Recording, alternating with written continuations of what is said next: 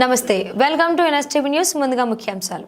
ఫిబ్రవరి 14న అమరజీవి comrade తాండ్ర కుమార్ గారి ద్వితీయ వర్ధంతి సందర్భంగా జరుగు ర్యాలీ రాష్ట్ర సదస్సును జయప్రదం చేయాలని ఎంసీపీఐ రాష్ట్ర కమిటీ సభ్యులు జబ్బర్ నాయక్ అన్నారు. ఈ రోజు జిల్లా కేంద్రంలోని స్థానిక గెస్ట్ హౌస్ లో జరిగిన ఎంసీపీఐ జిల్లా కమిటీ ఆధ్వర్యంలో తాండ్ర కుమార్ 2వ వర్ధంతికి సంబంధించిన కరపత్రాలను విడుదల చేయడం జరిగింది.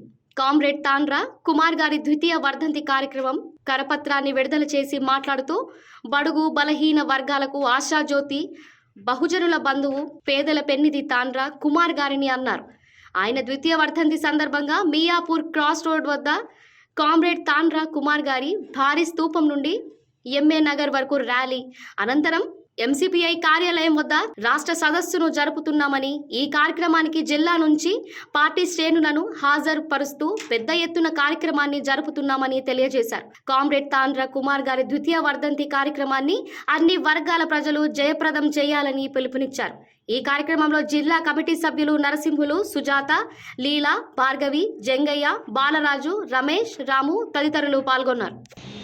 ఈరోజు ఎంసీపీఐ రాష్ట్ర కార్యదర్శి అయినటువంటి తాండ్ర కుమార్ గారు వారి 2వ వర్ధంతి ఈ నెల 14వ తేదీన ముజాఫర్ అహ్మద్నగర్ మియాపూర్లో నిర్వహించడం అనేది జరుగుతూ ఉంది. దీనికి ఆయన దాదాపు 36 బస్సులు ఏర్పాటు చేసి హైదరాబాద్ నడివంటున్న పేద ప్రజలు ఎవరైతే బిక్కుమంటూ పూట చేత పట్టుకొని కూలీ వలసలకు పోయిన వాళ్లకు గుడిసెలేపించి గుడిసెల పోరాటంలో దాదాపు 37 బస్సులు నిర్మించి ఈరోజు ఆయన అమరుడైన 2వ వర్ధంతి సభ నిర్వహించుకోవడం అనేది జరుగుతూ ఉంది.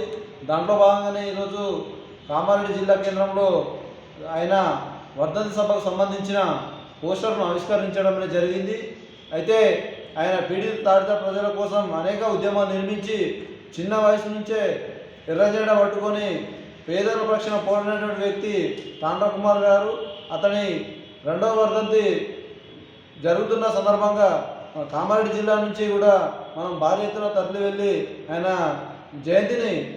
ఆయన వర్ధంతిని విజయవంతం చేయాలని చెప్పేసి ఈ సందర్భంగా పిలుపునిస్తూ ఉన్నాం.